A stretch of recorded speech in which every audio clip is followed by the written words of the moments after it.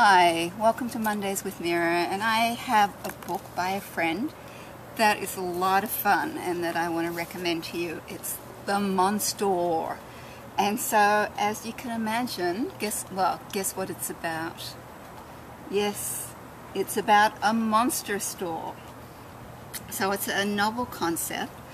There are a lot of monster books out there, so it's really difficult to get one published unless there's something really novel, unique, different. And I think this book does that in really fun ways, in terms of the illustrations and the text. It was written by Lazar, and Tara is just a lovely, lovely person. And she also set up Picture Book Idea Month, and it's got a Facebook page and a blog and all this stuff, and she has helped launch many picture book careers, which is wonderful. So here's our half title. It's got nice purple end sheets holding the book together. Got dedication. We start with this dark beginning. At the back of Frankensweet's candy shop, under the last box of sour gum balls, there's a trapdoor.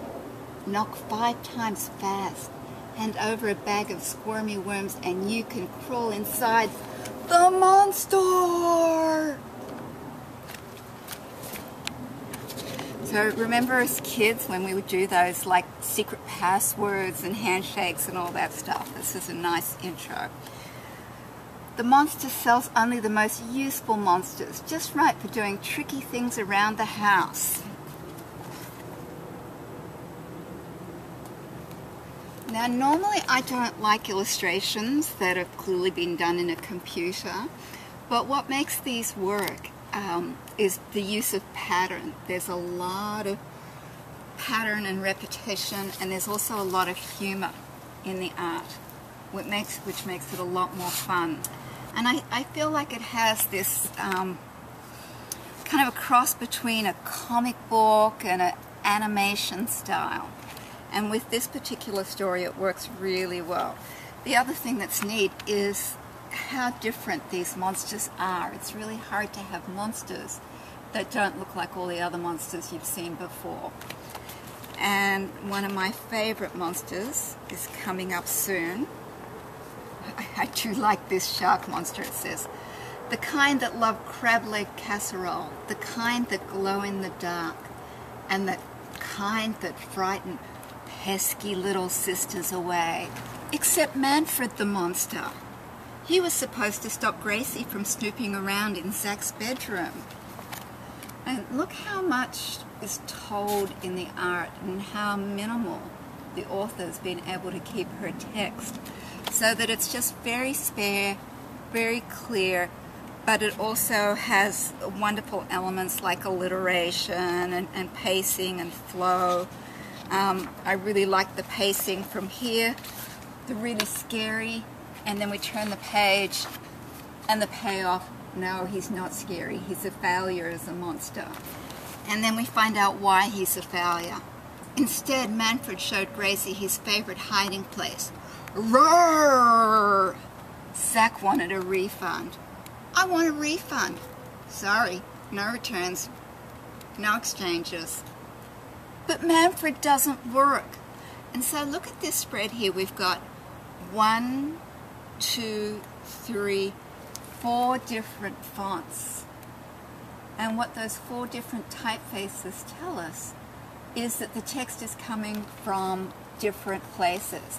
We've got the more traditional text for the third-person narrator.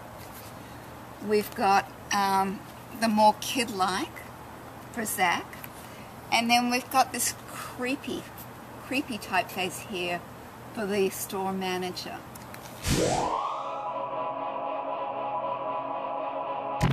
Add another. Monsters make bigger scares in pairs. So Zach brought Mookie home.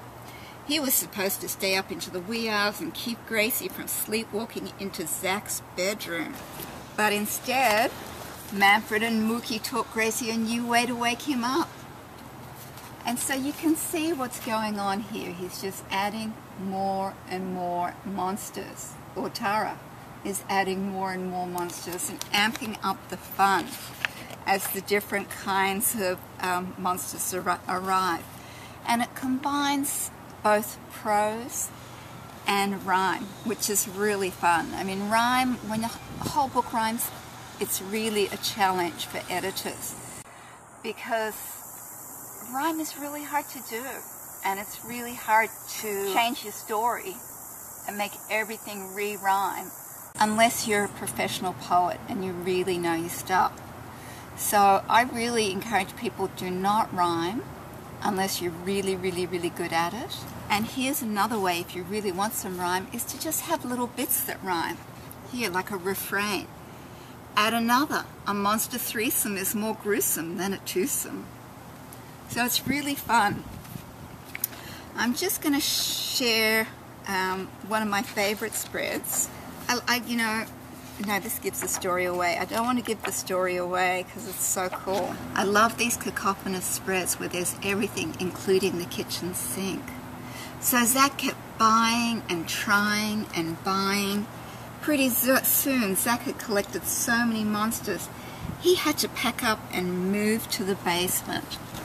So the monsters and his sister had driven him out of his room.